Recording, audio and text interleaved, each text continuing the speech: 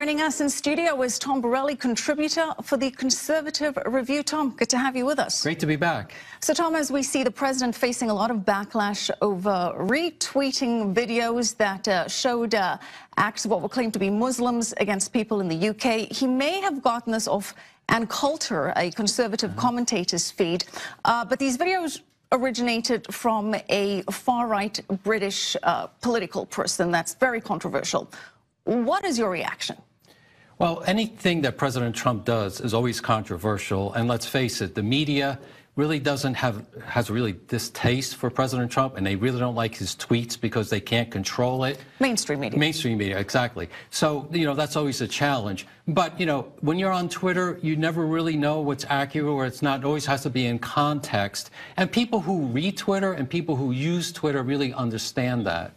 So the argument has been made. Firstly, it's not just the media that's criticized the president. A spokesperson for Theresa May said that what the president did was wrong.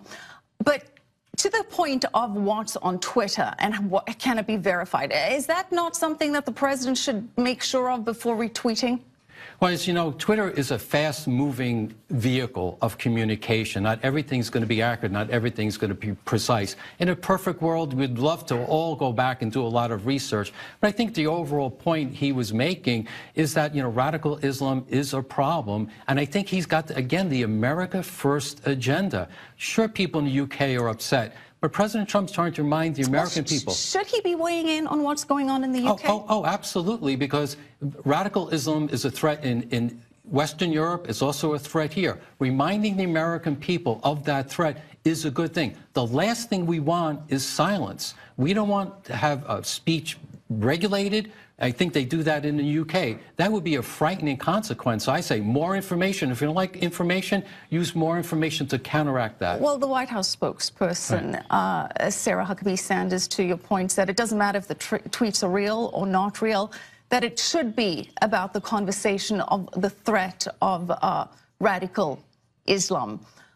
Others say that that conversation is divisive, and it's been a problem politically in this country. What do you think? I think what would be really dangerous would be not talking about it, trying to silence speech about a threat that we've seen around the world. We've seen it here in the United States. So I think that would be a suicidal policy to really silence free speech on that issue. It's a crucial issue. Tom, this isn't the first time that the president has highlighted Muslims in the United Kingdom. He attacked or harshly criticized the mayor of London, Sadiq Khan, who is a Muslim, after a terrorist attack. He also made some comments about the police in London being too afraid to go into certain Muslim-dominated areas, fearing for their safety. He points to the United Kingdom. What does this mean for his domestic agenda? Is he trying to use the UK as some kind of warning, do you think, in order to push forward the policies on immigration and national security that he wants? No, I think that's a great point. I think that's exactly what he's doing. He's trying to remind the United States citizens of what's wrong with immigration policies around the world and what can happen, and we don't want to see that here. I think President Trump can do a lot of things. We know he doesn't get a lot of sleep, so he can handle domestic policy at the same time as foreign policy. Well, he certainly, he's up at all hours tweeting. Tom, people say that he's now normalized this far-right British group, that he's legitimizing them. Right. No, I don't agree with that. As we all have on our Twitter feeds, or should, retweets are not endorsements. I mean, people who use Twitter really understand that. The content may or may not be right. If it is right, retweeting something doesn't really mean you're endorsing it. Well, and that gets us to the conversation of Twitter as a vehicle of expression and opinions, because you try to look at these tweets, now they're gone, Twitter's removed them.